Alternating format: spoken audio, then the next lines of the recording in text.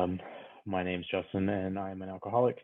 And my sobriety date is January the 2nd of 2015. Um, I have a sponsor. He has a sponsor. I talk to my sponsor regularly, and I've worked all 12 steps, and I am privileged to sponsor other men. And I was lucky enough to get sober in the Midtown group of AA in the DC area. Um, but I'm currently living in Charleston. And so when I was asking, um, when I was asking Sebastian, what if there was a topic meeting or speaker meeting or. So I'm just going to give you guys my experience, strength, and hope, and we'll see how this goes. So, I was originally born in Virginia Beach, Virginia, and when I was a kid, everything was pretty normal. There was no, my father was an alcoholic, but that was kind of, I mean, to me, it was normal. Like I don't remember, very much of my father's drinking, like problem drinking when I was a kid. Um, but yeah, I remember. I can just remember, kind of just being really, really normal. I never felt like, overly anxious or, I never felt like, um, I was living a different way than anybody else. As a kid, I guess everybody kind of does for the most part. But, you know, I will say from an early age, I could see and I noticed what the effect of alcohol did to others. Um, I remembered, being at family get-togethers, and when people were drinking, all of a sudden everybody's a little bit more boisterous. Everybody's a little bit more, I guess, having a better time.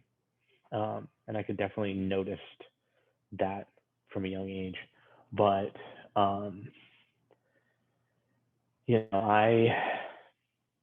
I watched my dad be an alcoholic for a long time, and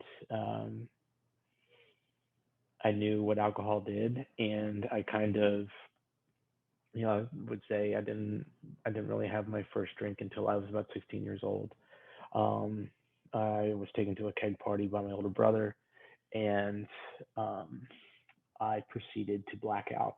I proceeded to um, talks about it in the book, drink with reckless abandon. Um, you know, I didn't even know what I was doing. All I knew is that I was like there was no off switch right from the get. And that night I blacked out. I was told I was throwing up in the bushes. I ended up having to get picked up and put in the back of a pickup truck, taken home. I spent that night in the bathtub, and the next morning I never was like, I was still fairly young. I wasn't at a point where I was like, I'm going to do this every day. Um, because there wasn't actually alcohol in my house at the time. And, um, but I knew that I wanted to do it again. I felt like I definitely remember being hungover that time. And I felt like I was hungover for a couple days. Um, throughout the rest of high school, I never was like, it's the weekend, I've got to get hammered. It's Wednesday, I woke up, I've got to get drunk. And at that point in time, but I was 16 years old. It was, I was underage. It was a little hard for me to get it. My mother was a school teacher. My dad was a fireman, and we didn't have, like I said, we didn't have alcohol in the house, so it's not like I could just like go to the liquor cabinet and grab whatever was there. My dad was always, I will say this, my dad was always in and out of the rooms of Alcoholics Anonymous, um, and that'll play into things a little bit later. But um, but yeah, that first time I drank and I could not stop. Um, I blacked, like I literally had to get picked up and taken away from where I was drinking. Um, and for the most part, every time that I could drink, that's how I drank. Um, I remember the first time going through the book with my sponsor, and reading the doctor's opinion was really it like it talked about how I was feeling a lot. It like put to words a, a lot of my feelings, and this one part had popped out to me because throughout all of my drinking, I could never really explain why. Why why am I drinking so much? Why can't I stop? Why? I couldn't explain. When my mom would ask, why can't you just, drink like a normal person? And it says it right in the doctor's opinion. These men were not drinking to escape. They were drinking to overcome a craving beyond their mental control. And that is how my alcoholism started. That is how it ended. That sums up everything. Um, because I could not, all of the times that I drank, I drank at the Virginia Beach Oceanfront. I could go out with $20 and black out and come back with $15. It was just, it was, it was a great area for a budding alcoholic to be in. But I'm getting ahead of myself. So let me scroll back to, when I first started. And yeah, I mean, I couldn't, like, I didn't have access to it every day, but I never had been like, I have to do this all the time. When it was around, I did it, and I could not stop once I started. So, fast forward a little bit, um, when things really kicked off was when I was 22 years old. My father passed away. My father passed away of years and years of alcohol and drug abuse. Um, and I was not emotionally, uh, I mean, who really is, but I was not emotionally equipped to handle that loss. Um, so the only thing I knew how to do was drink. I knew what took the pain away. I knew what took the owie, made the owie okay. Um, so when I was 22 years old, I crawled into a bottle and didn't come out probably about 6 years. I don't know. I got sober when I was 29. So 22, yeah, 7 years or so in math. But over the course of that time, unbeknownst to me, because the only person I thought I was harming was myself. Um, I proceeded to steal pieces of mind from my mother and money from my mother. Um, it talks about it in the book. Um, and probably the thing that kept me out of the rooms the longest was it took a while for me to get some consequences. I never lost my job. I never, um, I never ended up being homeless. I did get arrested a few times. I landed myself in the hospital a few times. Um, that none of that stuff was ever really enough. Um, and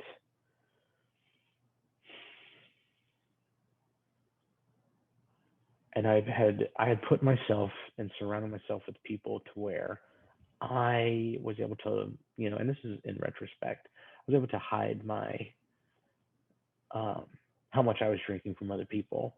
I had a set schedule, I guess you would call it. I would be at one place with one group of people on Monday, be at one place with a different group of people on Tuesday, and none of them overlapped. Never, none, So I was drinking around the clock, every day, and I was the guy that got off of work, was at the bar calling the bartender to open up and drink until 2, pass out, come to, go to work, do the same thing over and over and over and over again. Um, so all of that went on in those 7 years. Um, drunk in public, waking up in the hospital with strange wounds, um, waking up in places I didn't want to be. Um, and so Christmas of 2014, I had already moved to the Northern Virginia area, or I had moved to the Northern Virginia area, and I was home visiting for Christmas. I woke up like any other day, and I think it was after Christmas. It was the 28th of December of 2014. I woke up like any other day. I went to go have lunch with a friend of mine, and that turned into having a beer with lunch, and it was having a beer with lunch, which turned into having another beer at lunch, which turned into going to meet up with another friend and meet up and drink at their motorcycle shop, and then go and drink across town. And then all of a sudden, it's 2 o'clock in the morning. I'm drunk. I'm blacked out driving down the highway. I get pulled over, and I get a DUI. I get arrested. And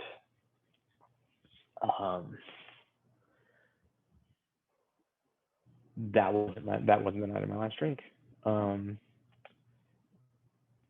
so I got arrested. Luckily, in those 7 years of me, really going to town on drinking, I drove drunk most nights. I used to make a bad joke saying that I did my best driving drunk, which is a terrible thing to say, but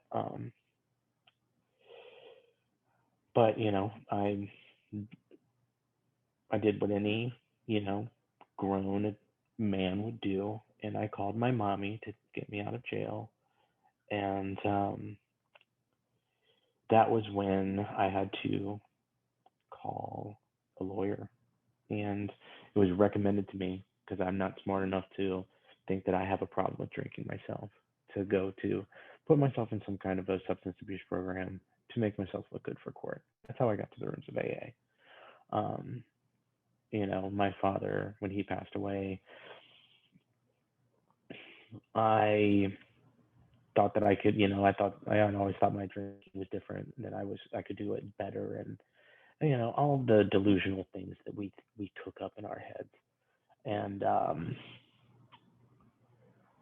so that was when I started on my trip into sobriety. And so I told you guys my sobriety date was January the 2nd.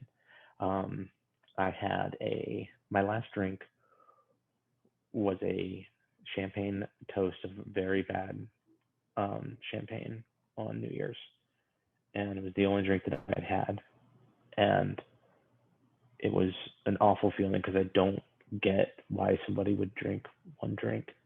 I don't understand that. I don't understand how people can drink half of a beer and be done, or half of a glass of wine and put it down. And I drink to feel the effects produced by alcohol. I drink for so much more than that. And so I got a sponsor because I was told to. I didn't call him. 4 months later, I ended up going to jail sober without any spiritual awakening, without any spiritual growth, without a higher power. And I started to do it was just a 10-day jail sentence, bringing my worst enemy with me every time I went. I had to do 5 weekends in jail, or what I would call adult sleepaway camp. It was not bad. But once I got done doing my time in jail, the man that I had called my sponsor, I finally actually had a moment where I was honest with him on how I was feeling, and I started a 4th step right when I got out, and that was really when my trip into sobriety began. I hadn't had a drink at that, I still hadn't had a drink, but I was well on my way because I had no God. I didn't want God when I got here. I came in here with a chip on my shoulder about that, when my father passed away, that there was no God. And if there was one, he had nothing to do with me. If there was one, he owed me. And, I was lucky enough to be plugged in to a very large group of young people that were very active. And so, I went through all the steps, and I had, what the book calls is, a spiritual awakening, and that took time. I mean, I really didn't think that this was going to really work for me until I started seeing other people that I had come in with starting to get better. You hear people talk about, the lights in people's eyes coming on. And, when I was 6 months sober, my mother informed me of the nights of sleep that she was finally getting, because she knew that I was taking care of myself, and she knew that I was not going out every night and blacking out and driving home. She knew she wasn't going to lose me, and that that made me really feel like I needed to do all of the work here to make sure that I stayed sober. And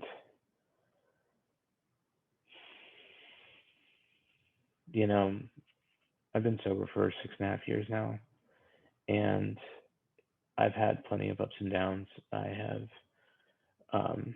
been fortunate enough to sponsor many people. I have lost people that I've sponsored. I have lost friends. I have lost.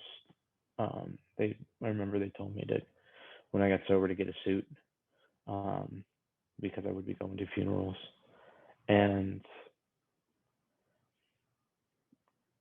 a lot of people come into the rooms of AA with their own plan, I guess you would say.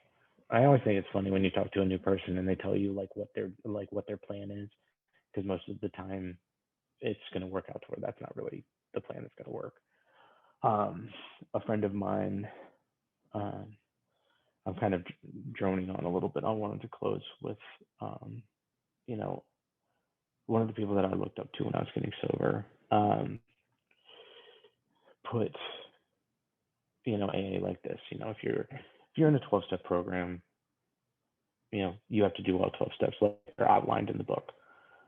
If you treat it like you are baking cookies, if you follow it like the ingredients in a recipe book, if you follow the directions to make a batch of chocolate chip cookies to a T, you will make chocolate chip cookies every time, without question. If you diverge from that, you're going to get, who knows what you're going to get. And it is the same thing with the 12 steps. If you thoroughly and fearlessly go through all 12 of these steps as they're outlined in this book with a sponsor, you will get and stay sober.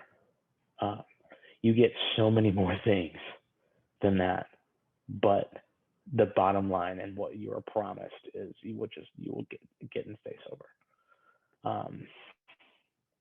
I'm very happy to be here tonight. I'm very happy and grateful and thankful to be sober. And I hope that all of you are doing well tonight. And Sebastian, thank you so much for asking me to speak. And I think that is all I have for you guys tonight. And it is 10 o'clock on the dot. So thank you very much. Thanks for leading, Jeff.